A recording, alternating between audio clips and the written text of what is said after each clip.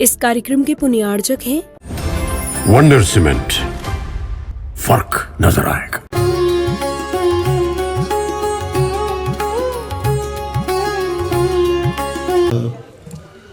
जय श्री ओम नमः सिद्धेभ्यः सर्वमंगल मांगल्यं सर्वकल्याणकारकं प्रधानं सर्वधर्माणां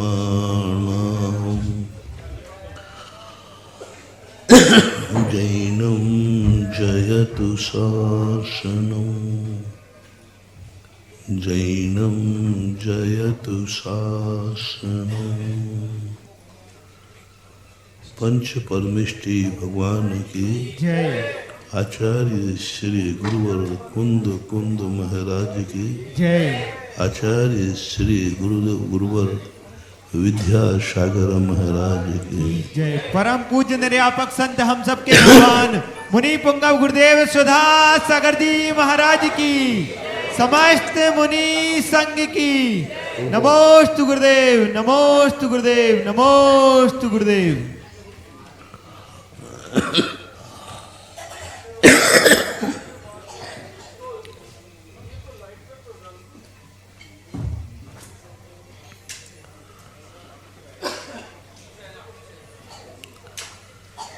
संसार में जितनी भी वस्तुएं हैं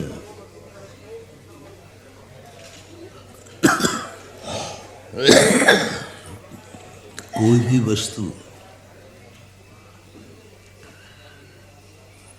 एक के लिए नहीं है, सबके लिए। जो चीज सबके लिए बनाई गई हो उस पर एकाधिकार करना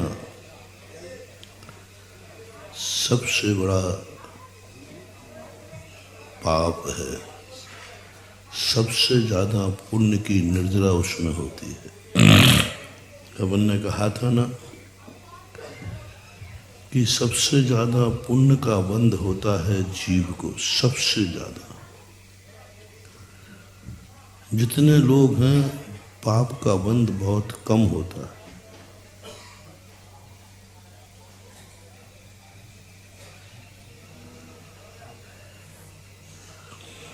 घातिया कर्मों को छोड़ करके यदि आघातियों में देखते हैं तो सबसे ज्यादा व्यक्ति 24 घंटे में पुण्य बंध ज्यादा करता है।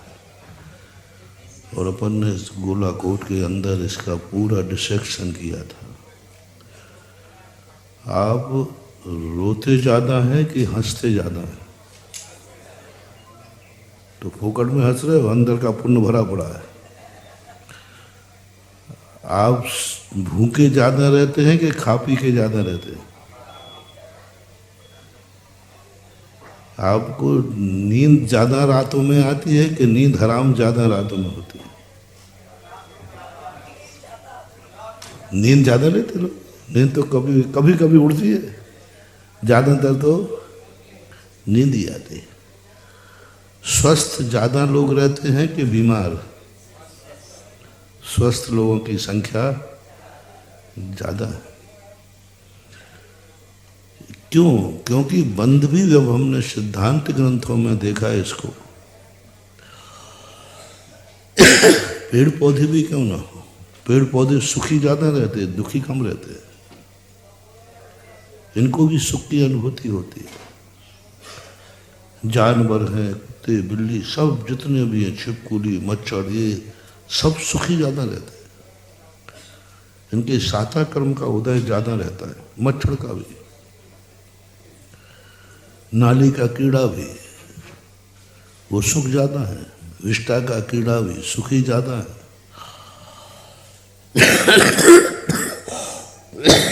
कुत्ता बिल्ली भी सब सुखी ज्यादा। संसार में सुखी लोगों की संख्या ज्यादा है।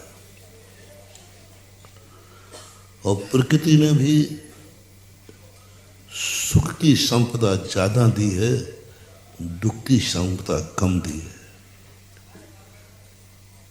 अपन को श्वास लेना है तो अच्छी तरह श्वास ज़्यादा लोग लेते हैं और श्वास लेने में तकलीफ ज़्यादा लोगों को है कि श्वास लेने में सुविधा ज़्यादा लोगों को है? ज़्यादा सुविधा है। श्वास की बीमारी कितने लोगों को है?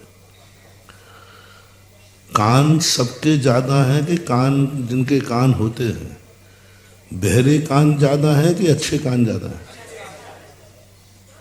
अब तुम यहाँ भरते जा रहे हो, बाद में मत कहना। अंधे ज़्यादा लोग हैं कि आंखों वाले? गूंगे ज़्यादा लोग हैं कि बोलने वाले? लंगड़े लूले पैरालिसिस लोग ज़्यादा हैं कि सही सलामत चलने वाले? हाथ पैर पैरालिसाइज ज़्यादा है कि हाथ मजबूत ज़्यादा है? मजबूत ज़्यादा। बताओ, मुझे तो कोई कमी समझ ही नहीं आ रही, और फिर ये संसार 24 घंटे रोता रहता है। अंदर देख लीजिए, हार्ट अच्छे सबके चल रहे हैं कि कमजोर सबके हैं? हार्ट की बीमारी दुनिया में सबसे अच्छे हार्ट वाले लोग हैं कि हार्ट कमजोर वाले? अच्छे वाले। किडनी ज़्यादातर अच्छे लोगों की है कि बिगड़ी हुई है? किडनियाँ अच्छे लोगों की किडनियाँ ज़्यादा है, मतलब लोगों की किडनी अच्छी ज़्यादा है, खराब कम है। लीवर, और हमें नाम याद नहीं आ रहे जितने पार्ट हों, पैनक्रिया है, ब्लड है। अपने खून से ही जिंदगी ज़्यादा जीने वाले हैं कि खून चढ़वा कर ज़्यादा जीने वाले हैं? अपने खून से ज़्यादा। सब तरफ देखो, पूरा डिस्ट्रैक्शन करो तो कहीं से भी प्रकृति की तरफ से कोई कमी नहीं है, सब तरफ से सुनिए। अब परिवार पे आ जाओ। तुम्हारे मम्मी पापा अच्छे मम्मी पापा ज़्यादा हैं कि गंदे मम्मी पापा? हाँ बोलते हो, क्या बात है? अच्छे मम्मी पापा ज़्यादा हैं? अच्छे बेटे ज़्यादा हैं कि बिगड़े बेटे ज़्यादा हैं? अच्छे बेटे ज़्यादा, बिगड़ा हुए बेटे बहुत कम है। अच्छा, अच्छी पत्नियां ज़्यादा हैं कि बिगड़ी हुई पत्नियां ज़्यादा हैं? अरे तो पूछने में कोई आपत्ति नहीं भाई। देखो, थोड़ा बात खुल्लम खुल्ला हो जाए तो फिर बात का झगड़ा है। बोलो, अच्छी पत्नियां ज़्यादा हैं कि गंदी पत्नियां? अच्छी। डाइवर्स ज़्यादा होते हैं कि ज़िंदगी ज़्यादा दिलों की चलती है?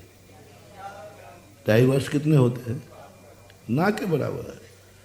हजारों में भी एक बैठेगा। आप लगा लेना अपने रिश्तेदारों में से, आपके रिश्तेदारों में शादीशुदा लोग तो हैं ही, उनमें कितने लोगों की तलाक हुई? रिश्तेदारों में देख लो, किसी की तो कोई भी नहीं निकलेगी, किसी को ये कार्ड। यहाँ कितने लोग बैठे हैं जिनके रिश्तेदारों में, परिवार में शादी संबंध अच्छे चल रहे हैं, अभी तक एक की भी तलाक नहीं होगी। तुम्हारे कुटुंब के ले लो, कितने लोग हैं जिनके कुटुंब में तलाक हुई हो? एक आदमी, सबके नहीं, सबके बढ़िया चल रहे हैं। रिश्तेदारियों में देख लो, बहुत कम। शादियां ज़्यादा की हो रही हैं कि जिनकी नहीं हो रही उनकी संख्या ज़्यादा है? सब आज हिसाब हो ही जाए पूरा। शादीशुदा लोग ज़्यादा कि कुंवारे लोग?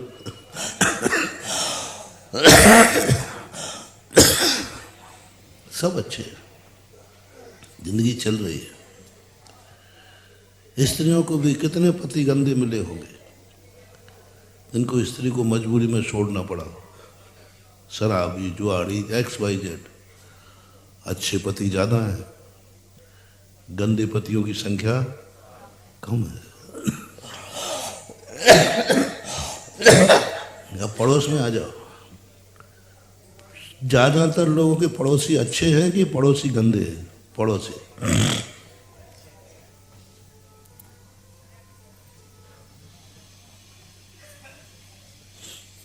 पड़ोसी, आप देखना अच्छे ज़्यादा निकलेंगे, बहुत गंदे कम निकलेंगे। पूरे नगर में आ जाओ, पूरे नगर में अच्छे लोग ज़्यादा हैं कि गंदे लोग? अच्छे लोग ज़्यादा हैं। यही रेशो पूरे संसार में लगा लो, यही पेड़ सारे वनस्पतियों में लगा दो। अच्छी वनस्पतियां ज़्यादा है,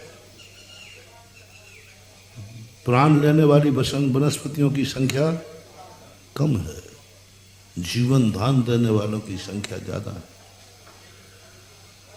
पानी को देख लो, अच्छा पानी ज़्यादा है, गंदा पानी कम है, बहुत कम।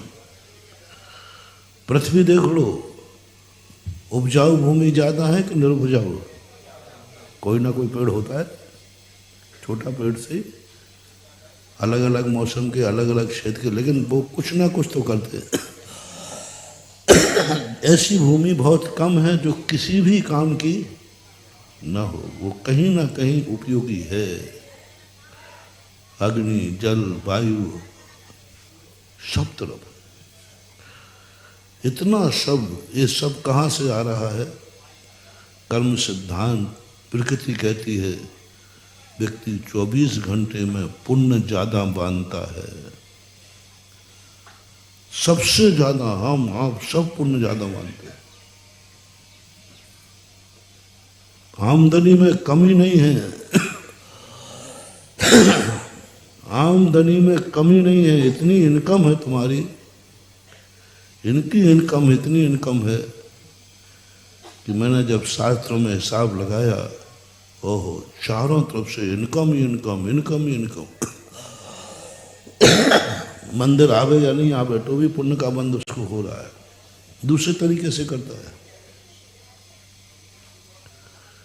जब जब तुम शांत रहते हो पुण्य बंद हो रहा है,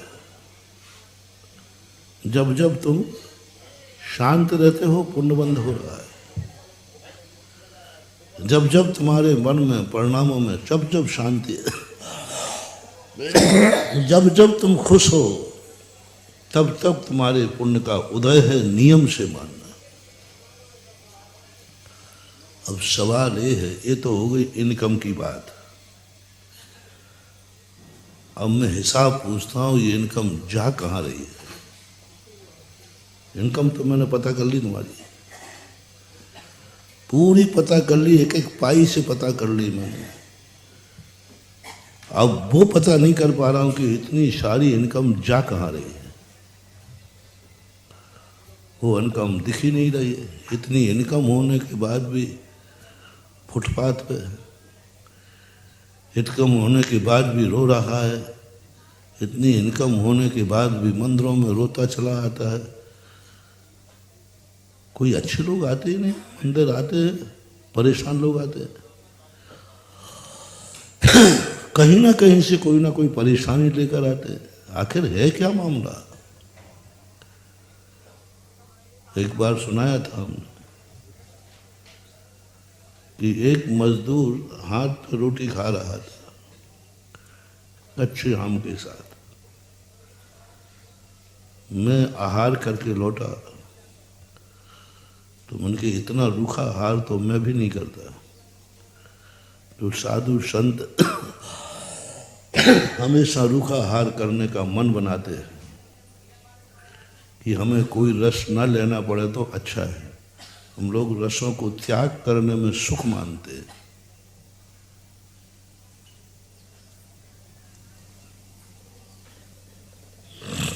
रस परित्याग नाम का एक तप है, साधना है। रस के बिना भोजन करना भी एक तपस्या है। तपस्या किसे बोलते हैं? इच्छा निरोधो तपः। अब भोजन रस के बिना अच्छा नहीं लगता, तो रस के बिना भोजन करना बहुत बड़ी तपस्या है। उपवास कर लेना सरल है, लेकिन नमक के बिना रोटी खाना कठिन है। रस के बिना रोटी खाना कठिन है। उपवास में इतनी दिक्कत नहीं है, चलो 24 घंटे नहीं खाएंगे तो नहीं खाएंगे, लेकिन रस विहीन भोजन करना सबसे बड़ा तप है। तो हम लोग तो ये करते हैं, लेकिन इसका कौन सा तपस्वी है? ना घी है, ना कुछ भी तो नहीं है। मैंने क्या विचारा है, उसी दिन ये सब सोचा। मैंने भगवान से कहा, भगवान ये ठीक नहीं है। तेरी दुनिया में सब तुझे मालिक मानते हैं, ठीक है तू कुछ नहीं करता, लेकिन कुछ ऐसा तो करके जाता कि आज देखो ऐसी कोई जीवन है क्या कोई? भगवान से भी मैंने खूब अच्छा कहा। उसी दिन मुख्यमंत्री आने वाले थे। मैंने कहा आज मुख्यमंत्री की खैरियत नहीं है। तुम लोग दुनिया में कितने अनर्थ हो रहे हो, अभी देखो देश में कितनी गरीबी है और तुम राज की सुख भोग रहे हो।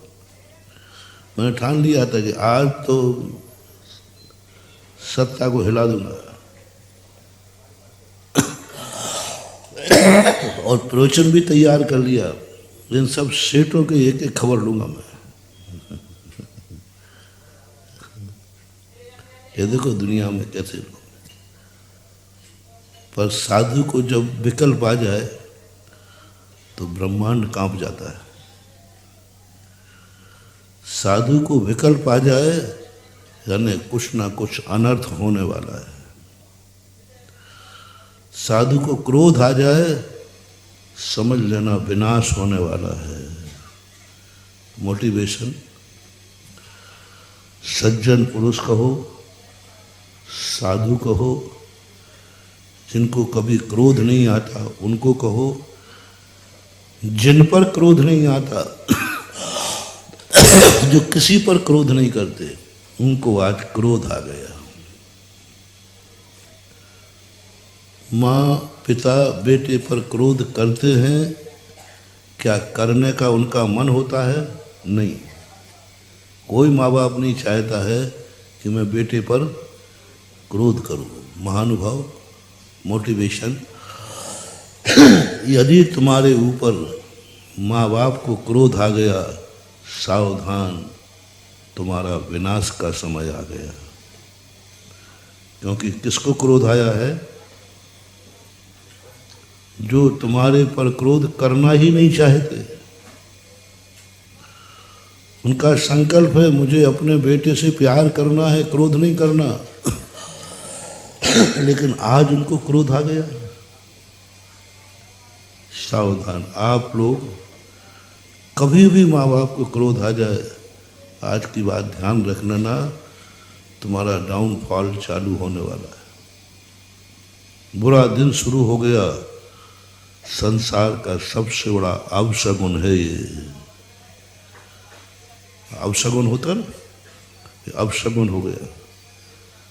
सबसे बड़ा अवशगुन है कि तुम्हारे मम्मी पापा को तुम्हारे पर क्रोध आ गया। अवशगुन हो गया, सावधान हो जाओ। बहुत बड़ा अवशगुन हो गया।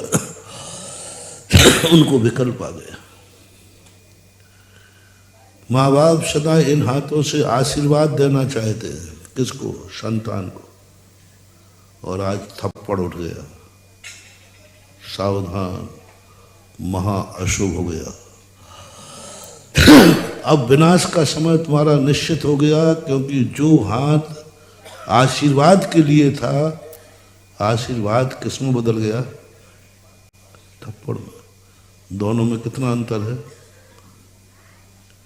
आशीर्वाद और थप्पड़ में बदल जाना, विनाश निश्चित है, कोई नहीं रोक सकता।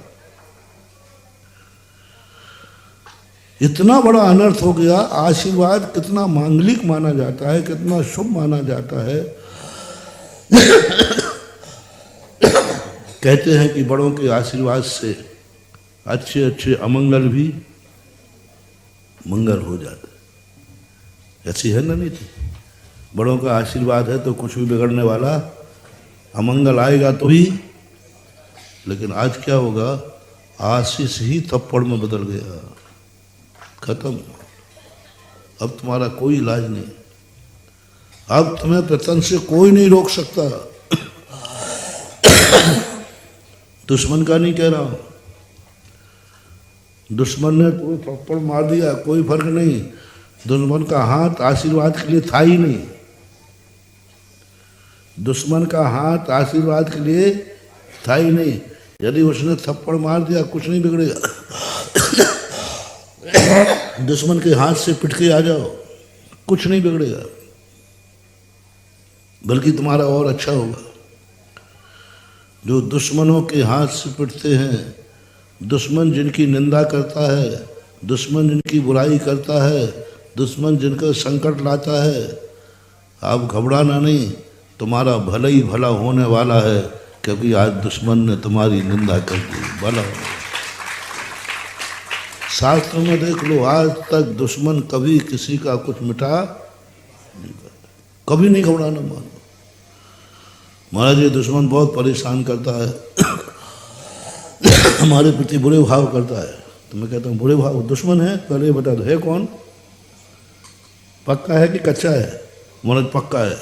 तो मैंने कहा बेटा जाओ, बल्ले बल्ले है। कैसे? क्योंकि वो तुम्हारा बुरा विचारता है, नियम से तुम्हारा अच्छा ही होगा। बहुत बड़ा टिप्स दे रहा हूं, बिल्कुल मत घबराना। मेरी जिंदगी का अनुभव यही है सबसे ज्यादा।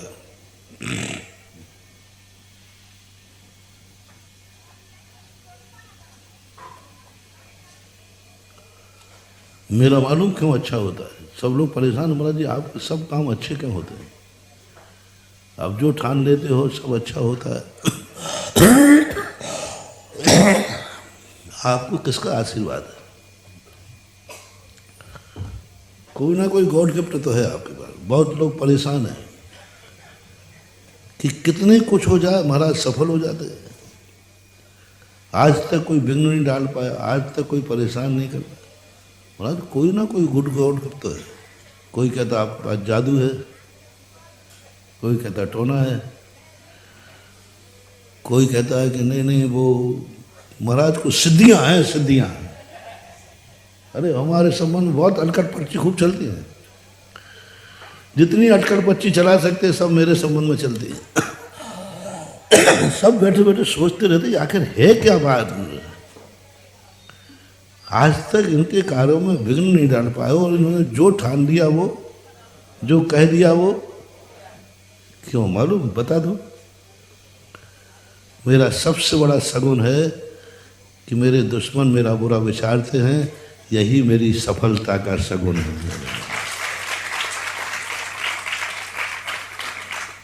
सबसे मेरा सगुन है आचार्य गुरुदेव का आशीर्वाद सेकंड है, वो भी बता रहा हूँ, वो भी आएगा, वो सेकंड है। क्योंकि हमारे आचार्य श्री बड़े वीतरागी थे, वो ज़्यादा हम लोगों की चिंताओं विंताओं में नहीं पड़ते, वो अपने में मस्त रहते थे। और तुम्हें मालूम है सबसे कम आशीर्वाद कौन साधु देता था? सबसे कम आशीर्वाद कौन साधु? आचार्य विद्यासागर महाराज सबके कम आशीर्वाद देते। पीछे से आशीर्वाद अरे राम राम राम राम देते ही नहीं है। वो तो सेकंड नंबर को बता रहा हूँ। फर्स्ट नंबर का दुआ मेरा सगुन का कारण है हमारे परम प्रिय दुश्मन लोग। बस उन्होंने बुरा विचारा नहीं, बिल्कुल यथार्थ बता, कोई ऊपर से नहीं बोल रहा हूं। कोई ना कोई मेरे कार्य का बुरा विचारा नहीं और मेरे कार्य में चार चांद लगे नहीं। हजारों बार देखा। और जिस कार्य में मेरे कार्य की कोई बुराई नहीं करता है उसमें फेल हो जाता हूं। मेरे अनुभव बता रहा हूं। मैंने देखा, मैंने कोई कार्यक्रम की घोषणा की, कहीं से कोई बुराई नहीं है, किसी ने कोई बुरा सोचा ही नहीं। मैं घबरा जाता हूं। मैंने कहा ये कार्य में सफलता नहीं मिलना, क्योंकि सगुन तो हुआ ही नहीं। और कोई एक बार से निकल जाता है, आप देखना मेरा चेहरा सीना 56 इंच का हो जाता है, बस अब सगुन हो गया। आप लोगों से भी मेरा कहना है, दुश्मन की बद्दुआ से कभी परेशान मत होना। दुश्मन की बद्दुआ तुम्हारे विकास के लिए सगुन है। सगुन है, बिल्कुल पक्का मान के दिन आपका सगुन होगा, अच्छा होगा। दुश्मन तुम्हारी बुराई कर रहा है, बिल्कुल मत मानना, बिल्कुल मत घबराना, तुम्हारा यश बढ़ने वाला है। वो एक बुराई करेगा, 100 प्रशंसा करेंगे। वैसे तुम्हारे 10 प्रशंसक थे, लेकिन 100 कैसे हो गए? उसने एक ने बुराई कर दी ना। एक बुराई कर देगा, आप देखना सीधा ग्राफ कितने पे पहुंचेगा? 100 पे पहुंचेगा।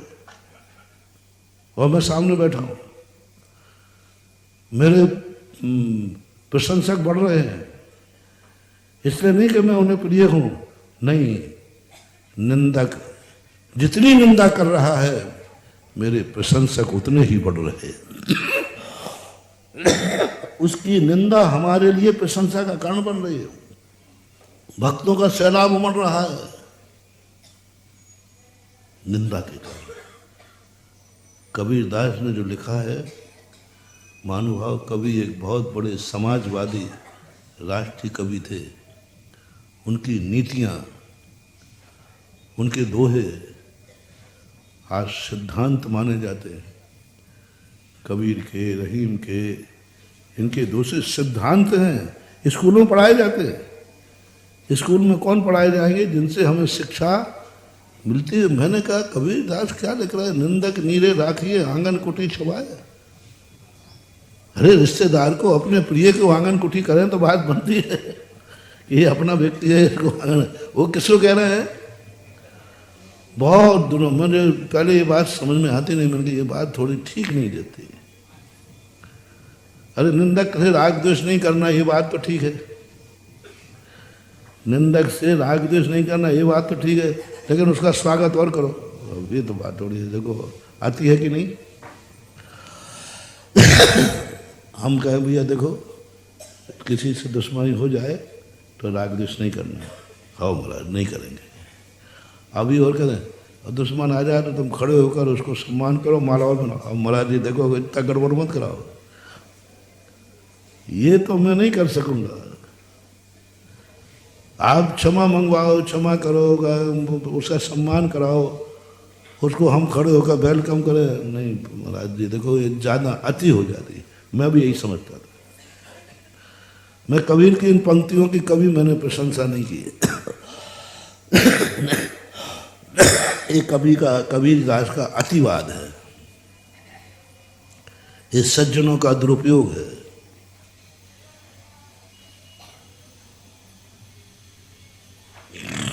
ये अच्छे लोगों का अपमान है। आंगन कुटी छुपाया दुश्मन के लिए। अब समझ में आने लगा, अब समझ गजब का समझ में आया।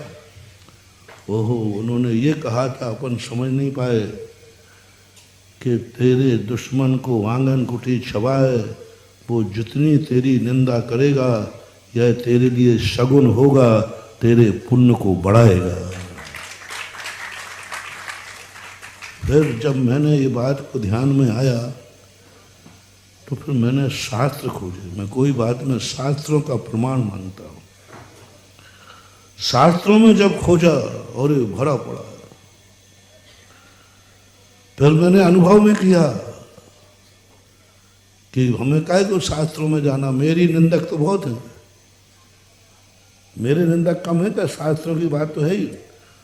ओह, जब जब जितनी लोगों ने निंदा की उतना ही हमारा यश बढ़ता गया। बोलो आप लोगों को मेरे संबंध में जो बोल रहा हूँ समझ में आया?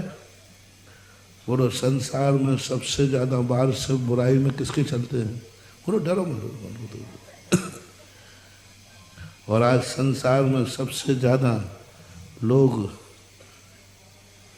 बोल दो ना, जो है सो है, महावीर की जय। अब तो लोग कहने लगे हैं जहां दुनिया का कोई काम नहीं बनता हो महाराज जी को बुला लो। लोग कहते हैं, मैंने भैया क्यों आ गया? अब महाराज जी सब जगह घूम आया।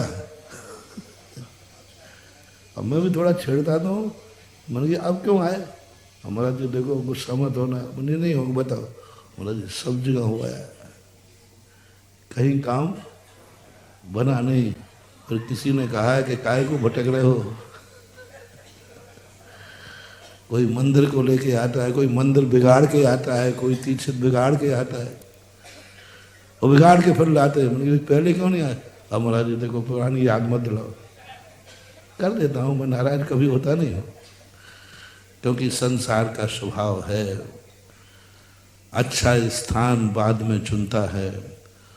भव वन में जी भर घूम चुका, कण कण को जी भर भर देखा, मृग सम मृग तृष्णा के पीछे, मुझको न मिली सुख की रेखा। है भगवान, भव भव में घूम आया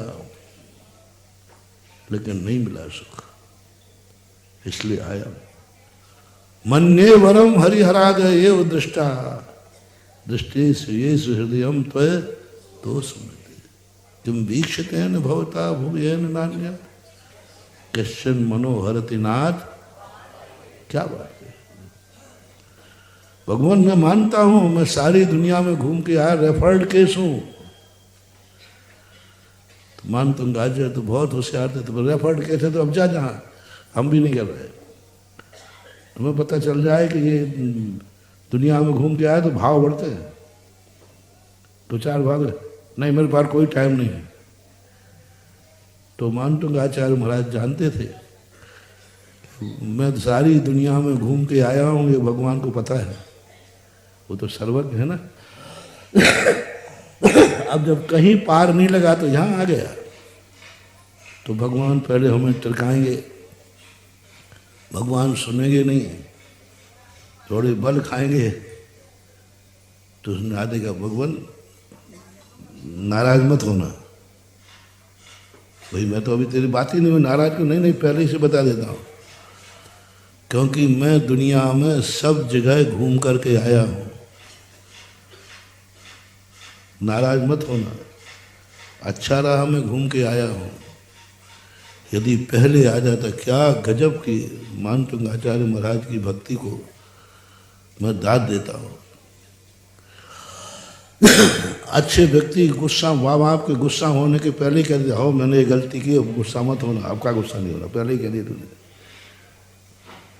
कभी भी अपराध हो जाए तो फायदा इसी में है,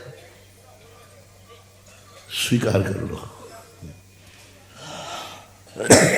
हो सकता है इसमें बहुत सारा आत्मसमर्पण से तो बड़े बड़े डाकुओं के भी अपराध माफ हो गए। आत्मसमर्पण, पकड़े जाना और समर्पण में कितना अंतर है। पहले डाकुओं ने समर्पण किया, भाई आज फ्री घूम रहे, और जो पकड़े हुए अभी भी जेल में। तो कभी अपराध हो जाए, FIR कोई लिख नहीं पाए, दूसरा न लिखा पाए, उसकी पहले पहुंच जाओ, साहब मैंने अपराध किया है, अदालत में स्वयं ही, बहुत कुछ फायदा है। ऐसे ही परिवार में गुरुओं के पास अपराध हो जाए, तुरंत जाके कह दो, पहले ही से कह दो, वो न कह पाए।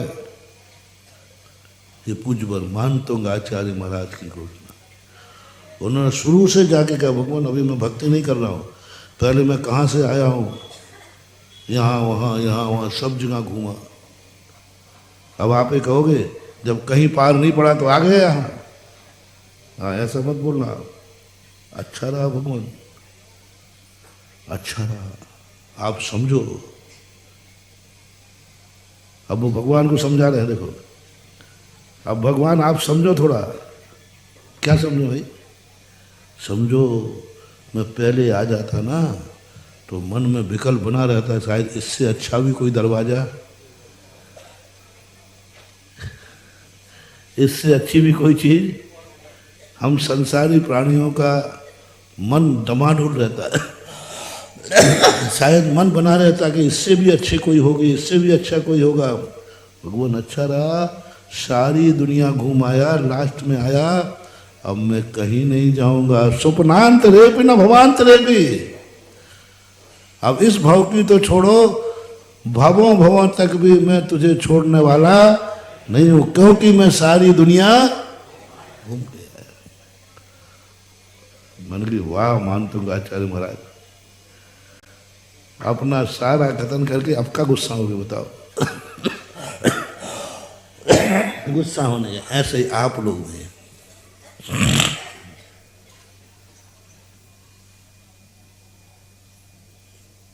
कुछ नहीं करना, जितनी तुम्हें दुआ देना है, बस दुआ देना है, दुश्मन को छूट दे दो। और जिस दिन बद दुआ नहीं देवे तो कहे यार आज तूने मुझे कोई गाली नहीं दी। बोले क्यों? बोले उसी गाली में तो मेरा सगुन है, तो गाली देना बंद कर दे। अरे मेरे गाली देना तेरा शुभ होता है, तो बंद कर देगा, इसलिए बताना भी नहीं तो बंद कर देगा, आफत हो जाए। दुश्मन को कभी रोकना नहीं, दुश्मन से कभी डरना नहीं। मोटिवेशन, कोई का भी दुश्मन हो उसकी बद्दुआ को डरना नहीं। क्या मानना? शगुन। डरना नहीं, क्या मानना? शगुन। दुश्मन यदि तुम्हारी निंदा करे, रोकना नहीं, उसका मुंह मत तोड़ना, उसका मुंह बंद मत करना। कुछ नहीं बिगड़ेगा, गारंटी मेरी है। बस उसकी निंदा को शगुन मान लेना, आप देखना आपका यश बढ़ना शुरू हो जाएगा। जिन जिन के पीछे दुश्मन पड़े हैं उन महात्माओं का यश आकाश को छू रहा है। श्री राम के पीछे रावण नहीं होता। बोलो आज रामचंद्र जी घर घर नगर नगर के आराध्य नहीं होते। यदि यही तो कह रहा था रामचंद्र जी का पुण्य, राजगद्दी में बैठ जाओ कौन पूछेगा? राजगद्दी में बैठ जाओ तो अयोध्या ही जानेंगे और क्या, अयोध्या ही जानेंगे और क्या।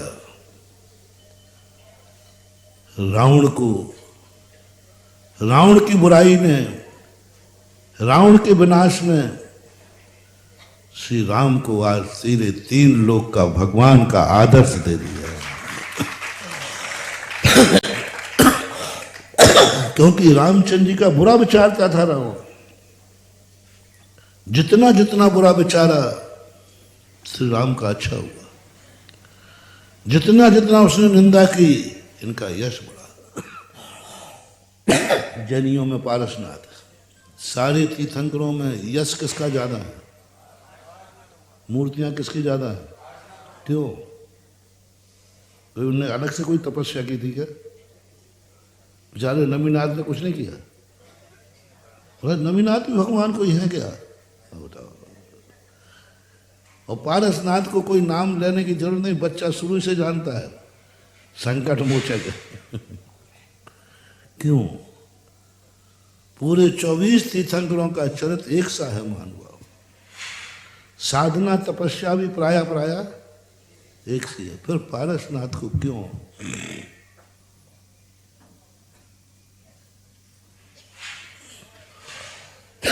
मात्र एक कारण है, पारसनाथ की जिंदगी में शगुन बनता गया कमठ।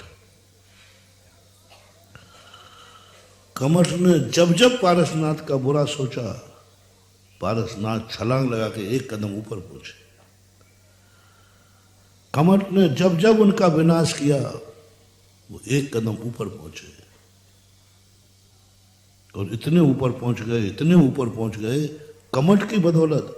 मेरे पास प्रमाण है, बिना प्रमाण पत्र के मैं कभी बोलता नहीं। आगम का प्रमाण है। दुश्मन का विनाश हमारे लिए विकास है।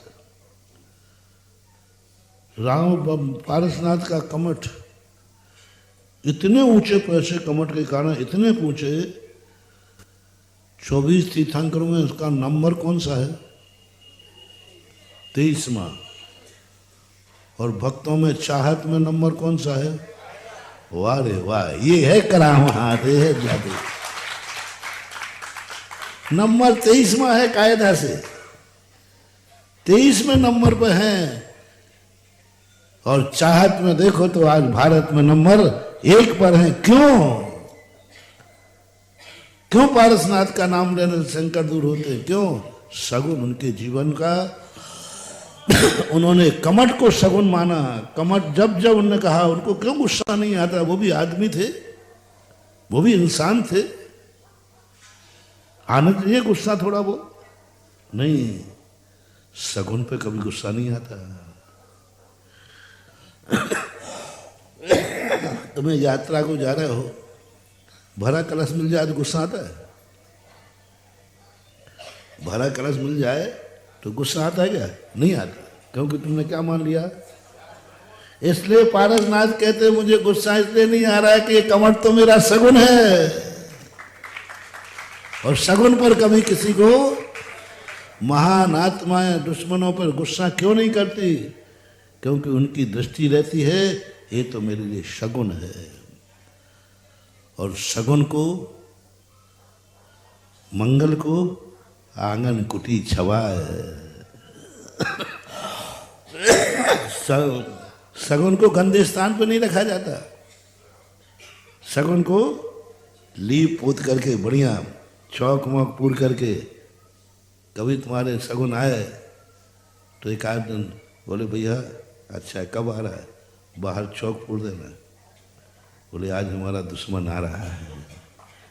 माला माला लेके खड़े हो जाना। सगे को भली चाय पानी की पूछना नहीं, उसको तुम खुद ही बुला देना। भैया आइए आइए आइए, मजा आ जाएगा। महानुभाव, ये कला जैन दर्शन की नहीं, जितने महान आत्माएं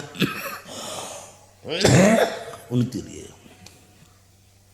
कभी दुश्मन से तुम्हें कोई झगड़ा हो जाए हाथ पर तो भी नहीं घबराना, कुछ नहीं बिगड़ने वाला। भीम का दुर्योधन ने कितने बार बिगाड़ा? बोलो, भीम बनता गया कि बिगड़ता गया? जब जब दुर्योधन ने भीम का बिगाड़ा, भीम एक कदम ऊपर चला गया। भीम को जहर मिलाकर खीर खिलाई, समुद्र में फेंक दिया, नीचे गया। से वैष्णव दर्शन के अनुसार शेष नाग ने उसको काटा, तो शेष नाग का काटा हुआ कभी बचता, लेकिन जैसे इसको काटा तो ये तो होश में और आ गया, क्योंकि जहर से। तो शेष नाग कहता ये क्या बात है, मेरे काटने में तो मर जाता है, ये तो जिंदा हो गया। कौन है तुम? उसने बताया मैं पांडु पुत्र हूँ। यहाँ कैसे आया? बोले मुझे भूख लगी थी। दुर्योधन ने ऐसा किया। अच्छा ठीक है, तेरे से मैं खुश हूँ, ले जितने कटोरे पी सके पी ले। तो खीर तो खाए हुआ था, पानी नहीं पिया था। खीर तो उसने खा ली थी, पानी नहीं पिया था। तो पट्टा डकार गया 7 कटोरे, और एक कटोरे में 10 हाथी का बल था।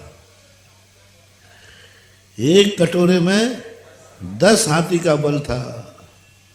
और कितने पी लिए? कितने हाथियों का? अब वो 70 हाथियों का बल लेकर ऊपर आया। तो दुर्योधन कहता बेटा, सकड़ी मामा कहता अभी तो भीम ही था। बोलो, वो जहर उसके लिए सगुन बना के नहीं, हितकारी बना के नहीं होता है। इसलिए अपने जीवन को इस बात पे तैयार करो, निर्मल आंगन कुटी छवाए, दुश्मन को शगुन मान लो, होता है। लेकिन जो मैं मूल बात कह रहा था, पिताजी के आशीर्वाद का हाथ आज थप्पड़ में बदल गया, जिंदगी का सबसे बड़ा अपशगुन हो गया। सबसे बड़ा अपशगुन हो गया। अब तुम्हारा विनाश निश्चित है। क्यों? आज आशीर्वाद थप्पड़ में बदल गया। आज गुरु महाराज, माता पिता बेटे को देखकर क्या होते हैं? खुश होते हैं। आज हमें देखकर पिता को क्रोध आ गया, भस्म। ये है सावधानी। ये सावधानी रखो, इनका आशीर्वाद थप्पड़ में मत बदलने दो, इनको क्रोध मत आने दो। इसी प्रकार धर्म क्षेत्र में भी सबसे बड़ा अपना पुण्य का क्षय वहां हो जाता है जब अपने ही लोग हमारे विरोध में हो जाते हैं। अपने लोग ही हमारे माँ बाप निंदा कर रहे। माँ बाप तो वो हैं कि जो 100 दुर्गुण माफ कर दें, और आज क्या हो गया कि माँ बाप ही हमारी बुराई कर रहे हैं। अब नहीं बचा सकते। माँ बाप ने बुराई कर दी,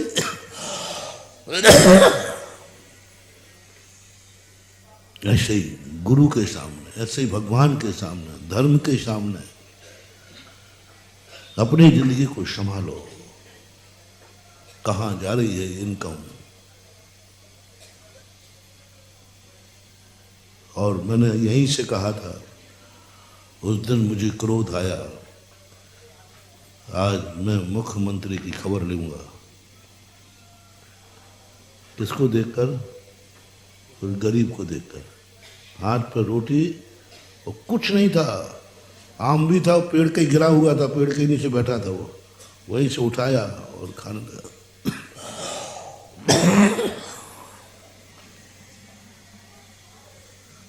भगवान पर भी मैंने उड़ाई ना दिया, भगवान ठीक नहीं है। आपको कोई ना कोई ऐसी व्यवस्था करके जाना चाहिए थी, इतना गरीब तो नहीं होना चाहिए। और मैंने कहा ना, साधु को यदि विकल्प आ जाए समझ लेना कुछ अशुभ होने वाला है। कभी भी भूल करके सज्जन पुरुष और साधु को विकल्प मत आने देना। और सज्जन पुरुष मैंने कहाँ से शुरू किया? माता पिता से। माता पिता सज्जन है कि नहीं? सज्जन कौन है? जो हमेशा दुनिया का हित चाहता है। अपना जो हित चाहते हैं वे सब सज्जन हैं, वे सब साधु हैं। साधु का दूसरा नाम, जैन दर्शन में साधु का नाम साधु परमेष्टि है, लेकिन लोक व्यवहार में साधु का नाम सज्जन है। अरे भाई, वो साधु पुरुष है, सज्जन पुरुष है। यदि तुम्हारी दृष्टि में सज्जन कोई हो तो उसको विकल्प मत आने देना, तुम्हारे कारण से अशुभ हो जाएगा। क्रोध आ गया तो महाअशुभ हो जाएगा और अनर्थ होने वाला है। प्रकृति कांप गई, प्रकृति कांप गई कि आज महाराज को क्रोध आ गया, अब किसी ना किसी का विनाश निश्चित है। अब जरूर कुछ ना कुछ अहित होगा। ब्रह्मांड कांप जाता है। आताताइयों से नहीं कांपता ब्रह्मांड, आताताइयों से नहीं कांपता, अत्याचारियों से नहीं कांपता पृथ्वी, ब्रह्मांड नहीं कांपता। साधु को क्रोध आ जाए तो ब्रह्मांड कांप जाता है। सज्जन को विकल्प आ जाए, ब्रह्मांड कांप जाता है। ओहो, अब कोई अनर्थ को नहीं बचा सकता। दुश्मन ने कितना भी क्रोध किया हो, वो क्रोध कर सकता है, द्वारका को जला नहीं सकता। आज तक तुम्हारे दुनिया में कोई दुश्मन नहीं हुआ जो किसी द्वारका को जला दे। जैन दर्शन के अनुसार एक साधु के क्रोध ने देवता भी नहीं बचा पाए, देवता भी नहीं बचा पाए। सुदर्शन चक्रधारी, बलभद्र हलधारी, कोई नहीं बचा सकता, क्योंकि क्रोध किसको आया है? साधु को, जिसको कभी क्रोध नहीं आता। आज उसको क्रोध आ गया, ब्रह्मांड कांप गया। होता है मानव। उस दिन जो मुझे क्रोध आया, ऊपर से क्रोध तो मैंने कई बार किया, तुम लोगों पर मैं करते ही रहता हूं, वो क्रोध है ही नहीं, वो तो ऊसई को है, ऊपर का। उस दिन मुझे अंदर से क्रोध आया था, अंदर से क्रोध आया था दुनिया के ऊपर। भगवान के ऊपर, सरकार के ऊपर। तो उनका आज तो खैरियत नहीं है। तुरंत ब्रह्मांड ने कहा बाबा जी को थोड़ा दिमाग को ठंडा करो। पर 10 मिनट में शांति से बैठे ही था, इतने में न जाने किसने आकर के दिमाग में कहा कि बाबा जी क्रोध करने की अपेक्षा एक बार थोड़ी जांच तो अच्छी तरह कर लो कि इसके अंदर गरीबी क्यों है। तो तुरंत मेरे मन में भाव आया कि इतने बड़े स्टेज से बोलना है मुख्यमंत्री से, तो उसकी तहकीकात तो पूरी करो, साक्ष्य तो रख लो। मैंने तुरंत लाया, सामयिक के पहले बुलाया और बुला करके उससे पूछा मैंने कि भैया आपके पास सब्जी नहीं है? अरे महाराज हमारे लिए कहाँ से रखे। मैंने कही थाली नहीं है, सब ने कह दिया महाराज हमारे कहाँ। उनकी इनकम कितनी है? इनकम कितनी है ये बताओ। बोले हम सब घर में सभी कमाते हैं। 2-3 भाई थे वो भी कमा रहे थे, पत्नी भी कमा रही थी, माँ भी कमा रही थी, बच्चे सब कमा रहे थे। सन 91 के लगभग की बात है। 15,000 रुपया महीने की कमाई थी घर में। अब मेरा होश उड़ गया। 15,000 रुपये की कमाई वाला आज उसके पास खाने को सब्जी नहीं है। और मैं जिसके यहाँ हार करके आया था उसके 1800 रुपया की कमाई थी महीने की, पुजारी था। 1800 रुपया, 1800 रुपये कमाई थी उसकी। घर में कोई नहीं कमाता। जैनियों के यहाँ कमाने वाले ज़्यादा कम हैं, खाने वाले ज़्यादा हैं। और मजदूरों के कमाने वाले सभी हैं, फिर भी खाने को नहीं मिलता। संसार में सबसे जैन जाति है जिसमें कमाने वाले कम होते हैं और खाने वाले, ये तो 90% डिपार्टमेंट जैनियों में सबसे कम कमाती हैं महिलाएं, और खाने में सुबह से 4 बजे लेकर 10 बजे तक कुछ ना कुछ चम्मच चलती रहेगी, कुछ ना कुछ। कोई बात नहीं, वो भी जैनी था। 1800 रुपये में उसने मुझे इतना अच्छा भोजन कराया, सब्जी भी थी, घी भी था, सब था। और उसका बच्चा बाहर पढ़ रहा था। उसके बच्चे को पढ़ा रहा। 1800 रुपये में बच्चा पढ़ा रहा है, स्वयं अच्छे से भोजन कर रहा है, साधु को चौका भी लगा रहा है। और ये 15,000 में। अब मैंने कहा, मैंने गुस्से में आ गया। मैंने कहा तुम बताया 15,000 का हिसाब दे मुझे। मैंने ऐसे मांगे जैसे मैं उसका बाप हूँ। अब गुस्सा तो भाई, तो गुस्सा कहीं ना कहीं तो निकलेगी। मैंने कहा तू हिसाब दे। अरे महाराज जी आप मत पूछो तो अच्छा। नहीं, मैंने कहा तू हिसाब दे। अच्छा रहा मैंने डिस्ट्रैक्शन कर लिया, नहीं तो ये हिसाब मुख्यमंत्री देते। फिर महाराज जी इनको हमने कितने बार झोपड़ियां दे चुका हूं, कितने बार इनको क्या क्या नहीं दे चुका हूं। आज मैं तुमसे पूछ रहा हूं, तुम्हारी इतनी इनकम है, इतनी इनकम है जो मैंने कोलाकोट में बताई थी और आज भी बता दी तो मैं, लेकिन उस इनकम का हिसाब दो। तुम आंखें अच्छी होकर आंखों से सुखी नहीं हो, कान अच्छे होकर कानों से सुखी नहीं हो, शरीर अच्छा होकर सुखी नहीं हो, परिवार अच्छा है तो सुखी नहीं हो, पड़ोसी अच्छा है तो सुखी नहीं हो।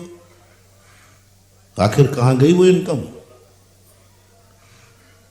जितनी इनकम मैंने अभी तुम्हें गिनाई थी प्रवचन के प्रारंभ में, इतनी इनकम के बाद तुम क्यों दुखी हो? कहाँ जा रही वो इनकम, कहाँ जा रही। एक व्यक्ति ने कहा, बोले महाराज जी मेरा व्यापार बहुत अच्छा चल रहा है, खूब इनकम है, लेकिन बचत नहीं है, पता नहीं कहाँ चली जाती है। मतलब बहुत अच्छा चल रहा है, खूब आय हो रही है, लेकिन बचत कुछ नहीं हो रही, कहाँ चली जाती है। तो मैंने कहा कोई ऊपरी बाधा तो नहीं है। अक्सर का लोग ये कहते, बोले महाराज इसलिए मैं आपके पास आया हूँ। मैंने कहा भाई तेरी जाति कहाँ है? बोले सब ब्याज में चली जाती है। अतीत का कर्जा इतना ले लिया है कि वर्तमान की कमाई ब्याज में जा रही है। महानुभाव, कहाँ जा रही कमाई? सबसे ज्यादा कमाई मिथ्या दृष्टि की है। दूसरे नंबर पर कमाई गृहस्थ की है। कल मैंने कहा था सबसे कम कमाई महाराज की है। हमारी कमाई नहीं। कल बहुत अच्छा प्रवचन दिया था। करो जितने कमाई के साधन हैं भगवान महावीर ने हमारे सब बंद करा दिए, सब बंद। जिन जिन से कमाई होती थी, सबसे ज्यादा कमाई होती है भगवान के अभिषेक से, उन्होंने बंद करा दिया। दूसरी कमाई होती पूजा से, वो बंद करा दी। तीसरी सबसे कमाई होती है चौका से। चौका लगाओ, स्वयं खाओ और महाराज को खिलाओ, तो वो बंद करा दिया। दान देना बंद करा। मंदिर बनाने से सबसे बड़ी कमाई होती है। जो मंदिर बनाता है उसको राजमहल मिलता है। मंदिर के बदले क्या मिलता है? राजमहल। मंदिर के बदले राजमहल मिलता है। मंदिर में पालकी दान करो तो विमान मिलता है। मंदिर बनाओ तो महल मिलता है। पूजा करो तो भोजन मिलता है। अभिषेक करो तो सारी जन्नत मिलती है। कल बताया था मैंने ये बात। आगम से बोल रहा हूं, आगम से। दानाद भोगम। रत्नानंद साहब का आचार्य पूज्यवर समंत भद्र महाराज, दान से भोग सामग्री मिलती है। पूजा से यश, कीर्ति, सबका एक एक लिखा हुआ है, और वही सब मेरी बंद करा दी।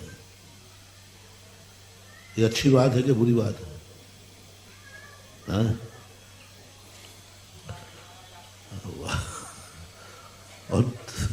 और तुम कहते हो महाराज जिनवाणी आप पे बड़ी कृपा की है। अरे नहीं भैया, अंदर की बातें कुछ अलग है, तुम्हारे पे है।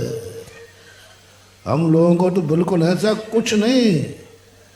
तुम्हें इतने साधन कमाए कि तुम करोड़पति बन जाओ, और हम जगह ध्यान रखना किसी दिन कौड़ी भी तेरे पास दिख गई तो वो साधु कौड़ी का नहीं जिसके पास कौड़ी भी है। वो साधु कौड़ी का नहीं जिसके पास कौड़ी भी है। क्या है मामला? क्यों तुझे क्यों चाहिए? महल चाहिए तो फिर अभी मकान क्यों छोड़ के आया? परिवार चाहिए, अभी क्यों छोड़ के आया? धन दौलत चाहिए, अभी क्यों छोड़ के आया? क्यों छोड़ी तूने? और जो तूने छोड़ दी है तो बस तेरा आनंद यही है। तेरा कोई खर्चा नहीं है। किस लिए कमाना बताओ भैया? तुम कमाते हो कभी तुम्हें मकान बनाना है। कल मैंने पूरा बताया था, आज तो स्मृति दिला रहा हूं। तुम्हें मकान बनाना है कि नहीं? बाल बच्चों के लिए। महाराज को तुम काहे के लिए कमाओ महाराज जी? बोले मकान बनाना। काहे के लिए? काहे के लिए मकान? पूरे भारत में तेरे भक्तों ने संतशाला बना के रखी हैं तेरे लिए। जहां जाओ वहां संतशाला। तुझे आहार करने के लिए, अरे क्या तेरी बात कर रहा है हम? तू अकेला उठेगा आहार को और 100 लोग भोजन बना के रखे। आइए महाराज। एक झेला का खर्चा नहीं है अपना। खर्चा नहीं तो आमदनी नहीं, बात खत्म, सीधी बात। गृहस्थ को तो देखो, अपना खर्चा उठावे और महाराज का और उठावे, अपने हार बनावे महाराज को और खिलावे, अपना मकान बनावे और भगवान का और मंदिर बनावे। देखो तो सही कितना अन्याय हो रहा है तुम्हारा। गृहस्थ देखो कितना है, अपना खुद का मकान बनावे और मंदिर और बनावे, और बल्कि अपनों घर का मकान तो घटिया बनावे और मंदिर का, भगवान का मंदिर है कोई खनिया धाने में जैसा ये मंदिर बना है, किसी का मकान हो तो बता दिया जाता है। कोई का मकान नहीं है, और भक्तों ने देखो भगवान का क्या मंदिर बनाया। ऐसा एक मंदिर भी नहीं है खनिया दाने में। और तीर्थोदय चले जाओ तो अभी आई हो,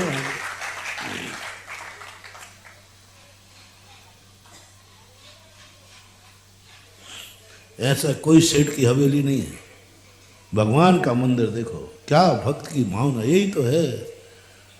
भगवान मैं तो छोटी झोपड़ी में ले लूंगा, लेकिन भगवान झोपड़ी में नहीं रहेगा, वो तो मंदिर में रहेगा। किसके सिंहासन पर सोना जड़ा है? तुम्हारी कुर्सी में जड़ा, वही टूटी फूटी होगी प्लास्टिक की। और भगवान की वेदी देखो, सोने की बना रहा है, स्वयं की कमाई से बना रहा है। बोल, अब इनके चाहिए खर्चा पानी ज्यादा चाहिए कि नहीं? आ गए, इसलिए गृहस्थ की आमदनी ज्यादा है। गृहस्थ को जिन जिन साधनों से आमदनी थी उनको अनिवार्य कर दिया। मोटिवेशन, पहली सबसे बड़ी आमदनी सारे श्रावकों से कह रहा हूं, बाद में मेरे पास मत आना महाराज जी मैं धंधे पानी से परेशान हूँ, तो मैं आमदनी का स्रोत बताता हूँ। गृहस्थ का सबसे बड़ी आमदनी है सुबह उठ करके नहा धोकर भगवान का अभिषेक करना। मैं परमार्थ नहीं कह रहा हूँ, मैं आमदनी कह रहा हूँ धन के लिए। धर्म की बात दूर है भी, सबसे बड़ा आमदनी का, पूजा आमदनी का। भैया वृत्ति कल कहा था मैंने, भैया वृत्ति निस्दिन करता है, तीर्थंकर प्रकृति का आमदनी का स्रोत है तुम्हारा। ये चौका तुम खर्च नहीं कर रहे, अरे बढ़िया तुमसे कल भी कहा मैंने, बड़ा मैं देख के ताज्जुब रह जाता हूँ। महीना भर हो गया, 15 दिन हो गया, महाराज चौके में नहीं आ रहा, फिर भी पट्टा लगा रहा है। मैंने बढ़िया तो 2 मिनट, महाराज जी कल आओगे कि नहीं पहले बता दो, नहीं तो चौका बंद। दादागिरी दिखा सकते हो तो बिल्कुल इतना शांत रहता है, कोई बात नहीं। इतना शांत बनिया नहीं बैठ सकता। बनिया तभी शांत बैठता है जब उसको सामने आमदनी दिखती है। ग्राहक जब तुम्हारे 4 थान पटकवाता है, आपकी कमर दुखने लगी है, फिर भी गुस्सा नहीं आता है। फिर भी वो कहता है सेठ जी मैं बजा हाउ दद्दा लौट के आइयो। क्यों? गुस्सा करके क्या करोगे? इनकम तो इसी प्रकार बेटा शादी पे तुम गुस्सा करके दिखाओ। महाराज जी इतने दिन हो गए आप हमारी तरफ देख नहीं, हाँ गुस्सा कर, बंद कर दे चौका। हाँ नहीं नहीं बंद तो नहीं करूँगा, क्योंकि तुझे मालूम है कि भले कितने ही दिन हो जाएं, यही तो हमारे इनकम का साधन है। बहुत बड़ी इनकम का साधन है। इसलिए साधु से कहा तू अपना खुद का आहार करेगा तो तेरा मुनि पद भी खत्म हो जाएगा और जगत का कल्याण रुक जाएगा। इसलिए तू श्रावक का आहार ले, तेरा आहार इनके खजाने भरता है, तेरा आहार इनके जीवन को धन्य करता है। तू आहार करने नहीं गया है, एक श्रावक को माला माल करने गया, इसके कमाई है। इसके पेट में लात मत मार,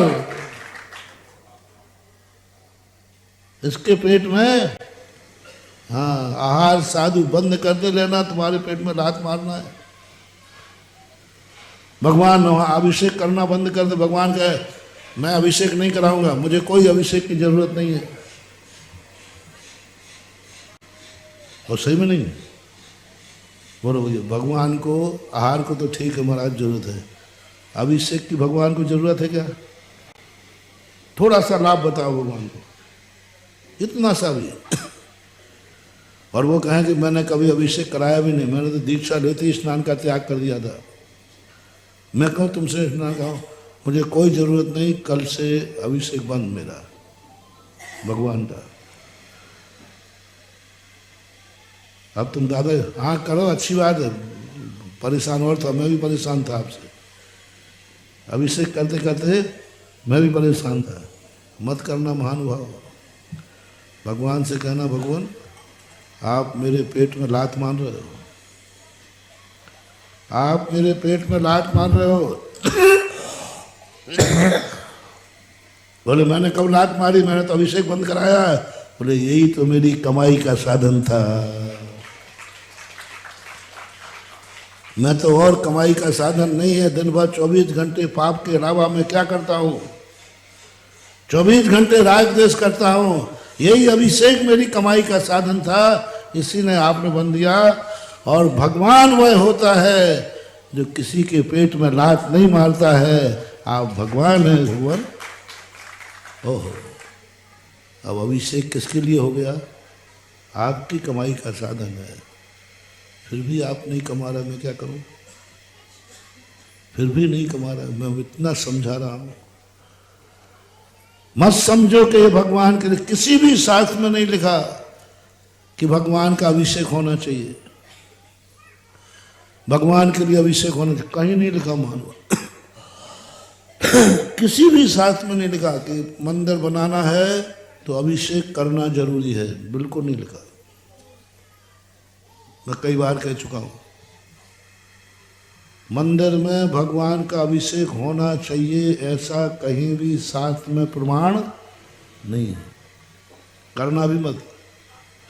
चलो भैया अब कोई नहीं कर रहा है तो मैं कर देता हूं, नहीं करना है ही नहीं।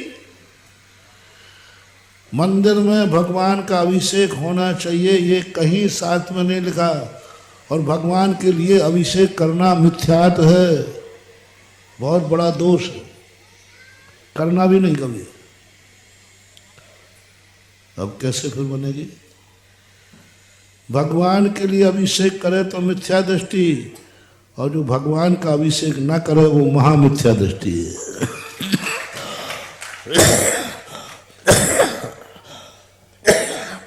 अभिषेक किसकी कमाई है? अभिषेक में पुण्यबंध किसको होता है? आपकी। कैसे लोग हैं आप लोग? खनिया धाने में रह रहे, इतना विशाल मंदिर बन रहा है, और भी मंदिर हैं, और आप लोग इतनी सस्ती कमाई, पूंजी कम है और कमाई, और फिर भी न कमा पाओ तो क्या करें? फिर भी तुम घर से उठ करके मंदिर तक नहीं आओ। जैन कुल में जन्म लेकर के भी कितने % है? खनिया ही धाने से लगा लो, कितने % लोग हैं जो अभिषेक करते होंगे? 50%? कितने लगा लो? 40, 30, 25, कितने % मान लो? बोलो, कोई भी बोलो। 25%। ये 75% का क्या करूं? 75% का क्या करूं?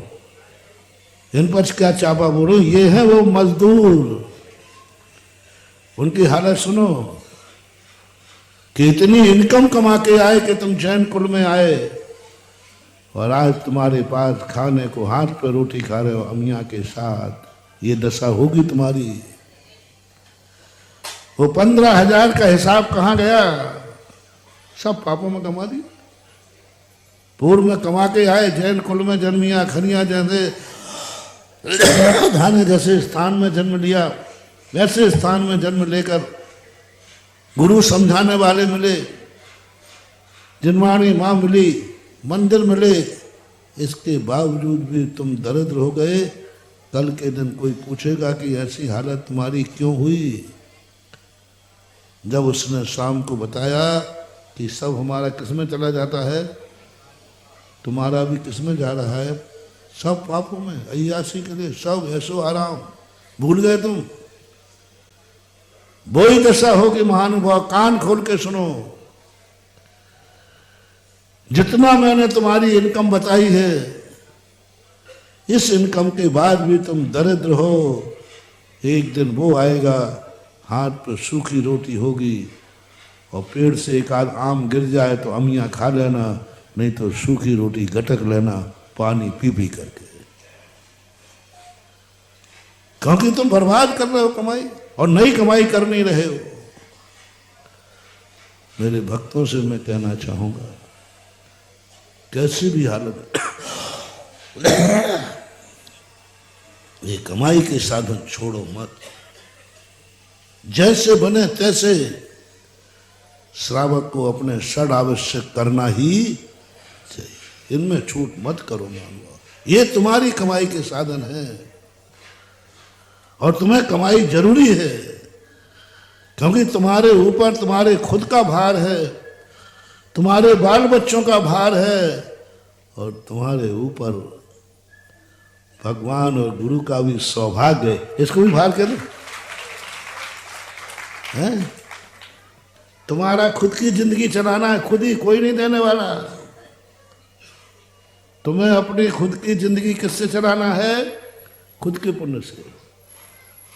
हमारी जैसी व्यवस्था तुम्हारी नहीं है। हाँ, मुझे व्यवस्था चाहिए तो आ जाओ।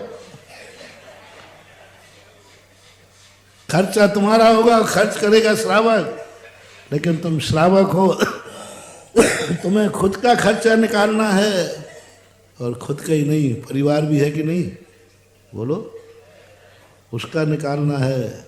ये भार है तुम्हारे ऊपर। और मंदिर भी बनाना है, बच्चों को, स्वयं को रहने के लिए मकान भी बनाना है, स्वयं को आहार करना है। और बाबा जी आ गए तो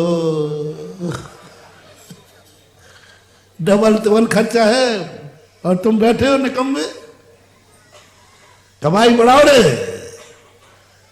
और इतनी कमाई बढ़ाओ, इतनी कमाई बनाओ कि खुद का मकान बनेगा तो बनेगा, जिनेंद्र देव का भी मंदिर बनाकर मरेंगे। इतनी कमाई बढ़ाओ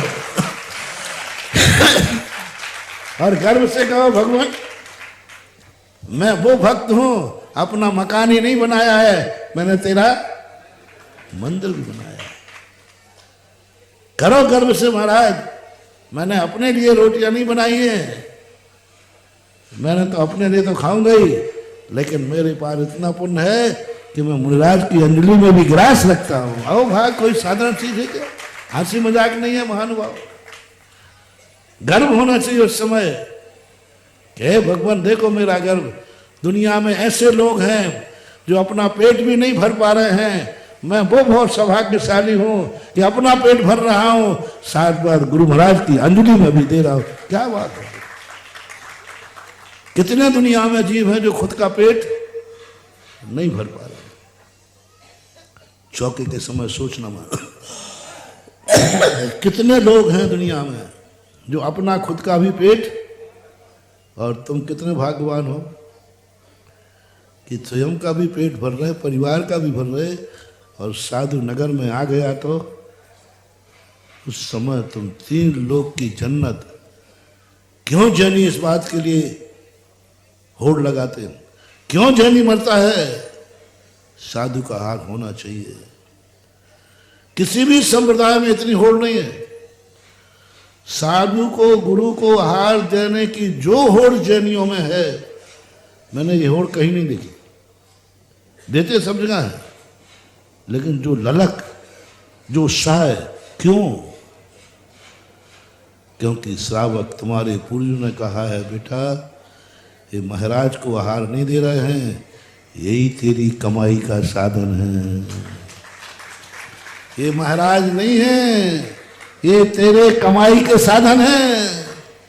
ये अंजलि लेकर निकले हैं, अपनी पेट भूख मिटाने के लिए नहीं निकले हैं, ये किसी श्रावक की कमाई का निमित्त बन करके निकले हैं। ये जैन दर्शन है। जैन दर्शन का नहीं भगवान आओ, आपको तो जरूरत, सब जो हार को नहीं निकलते तो नहीं निकलते, नहीं भगवान आओ, एक श्रावक का कल्याण हो जाएगा, उसकी कमाई हो जाएगी, उसका जन्म जन्म धन हो जाएगा। ये है सिस्टम। ये पंच कल्याणक हो रहा है।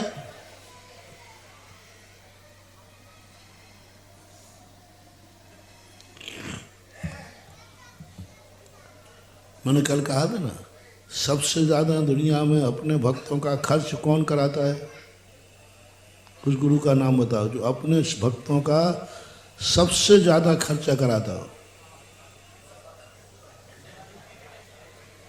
बोलो डरो मत, बोलो बोलो बोलो। पहले पूज्य गुरुदेव थे, ओहो, आचार्य जी से जो जुड़ा नहीं करोड़ों से निपटेगा। और वही आगे मैं हूं तो उन्हीं का चेला ना। सबसे ज्यादा भक्तों का खर्च कराता हूं, सबसे ज्यादा। तीर्थ देख लो, मंदिर देख लो, और देख लो यहाँ पंच कल्याण हो रहा है, कितना खर्च करे। मोदी जी बैठे कहीं, मोदी जी मनोज तो पागल है तुम लोग, कोई दूसरे महाराज को पकड़ते बड़े सस्ते में निपट जाता है। इतने सस्ते में निपटते बाबू, एक बोली में ही पूरा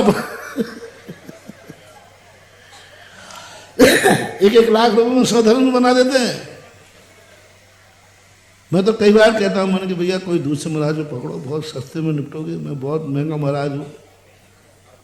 हैं? फिर भी लोग मेरा ही पीछा करते हैं, पता नहीं क्या है। सबसे ज्यादा महंगा था जो मंदिर मेरे से बनवाओगे सो महंगा, यही मंदिर दूसरे महाराज में बहुत सस्ते में बन जाता है। और वो बनवाते ही नहीं, वो उसी में लिपापोती करवा देते हैं।